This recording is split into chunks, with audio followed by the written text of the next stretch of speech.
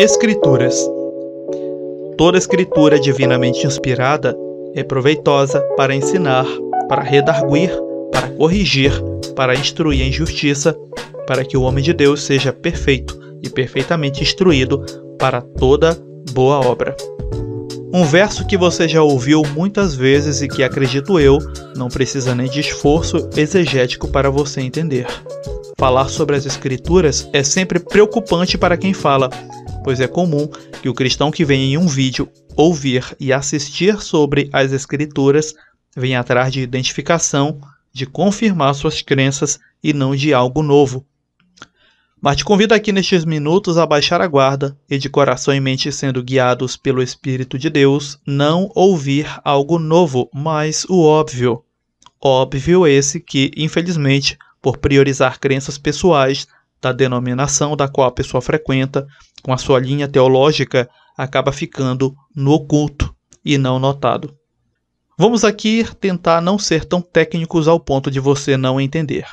O que chamamos de Escrituras é o compilado de livros ajuntados em um único volume que chamamos de Bíblia. O nome Bíblia não é autocitado, ou seja, não aparece em nenhum versículo dela mesma, pois é um nome que vem posterior à escrita dos livros dela.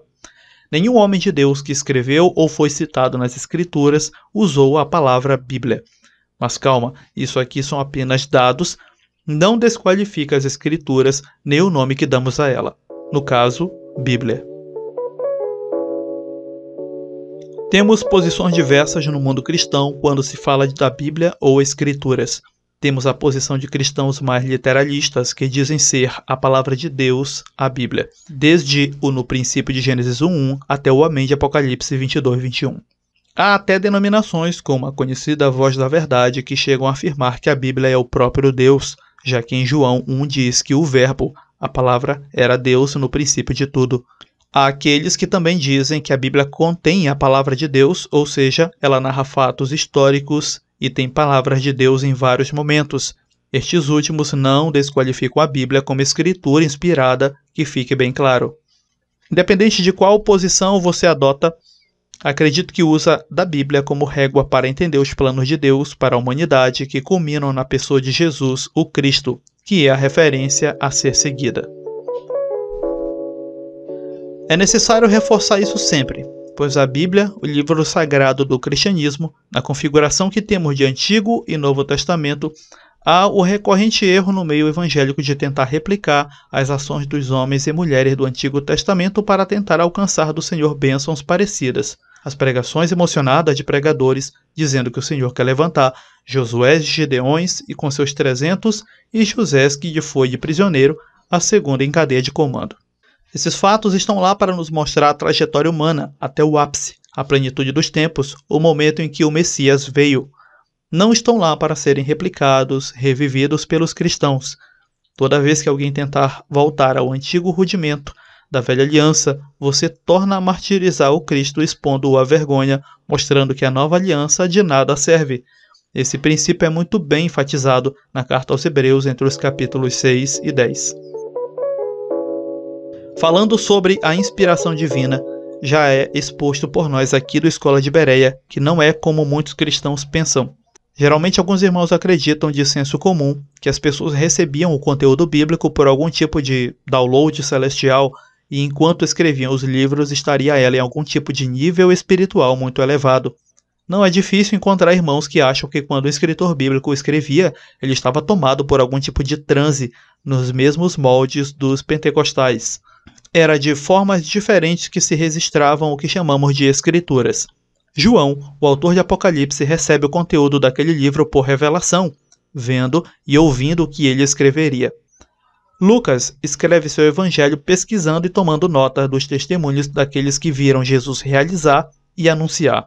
Era uma pesquisa perguntando de um a um, mas nem por isso o evangelho de Lucas é menos inspirado que Apocalipse. Temos diversos livros na Bíblia de diferentes gêneros. Salmos é nada mais do que um grande inário com texto que deveria ser declamado, cantado. Diferente do que algumas linhas protestantes fazem, seus versos não são feitiços para serem lidos ativando poderes, exorcismos e bênçãos. Há também os livros históricos como Ruth, Josué, os de Reis e de Crônicas, Neemias, Esdras e outros que não estão lá para que o cristão fique repetindo os atos dos homens desses livros, mas repito de novo, para nos mostrar a trajetória até a plenitude dos tempos. Os livros bíblicos são inspirados, porém não estão isentos da visão de mundo e da mentalidade da época. As desavenças do Reino do Sul com o Reino do Norte de Israel transparecem quando o autor era de um ou de outro. A forma de interpretar o mesmo episódio muda conforme muda o autor que o registrou. Sei que há os teólogos que irão sempre tentar florear que não há erros na Bíblia e não aceitam questionamentos sobre ela. E não aponto aqui erros, mas sim o fato de que se tem humanidade nas escrituras, provando de que são livros não pensados para mecanicamente parecerem divinos, mas eles são divinamente inspirados porque nos dão o vislumbre de tudo que o Senhor fez na história humana, como homens e mulheres se dispuseram a serem usados e como chegou a salvação até nós por meio de Jesus, o Verbo, a palavra viva do próprio Deus.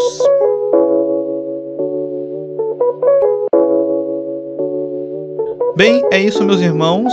Para uma conversa mais expandida sobre o tema, aconselho você a ouvir nosso EBcast sobre a Bíblia como mantra. Ela está aqui na descrição desse minicast e também nas janelas finais do vídeo. Sou o irmão David Brito, se despede e até um próximo minicast aqui na Escola de Bereia.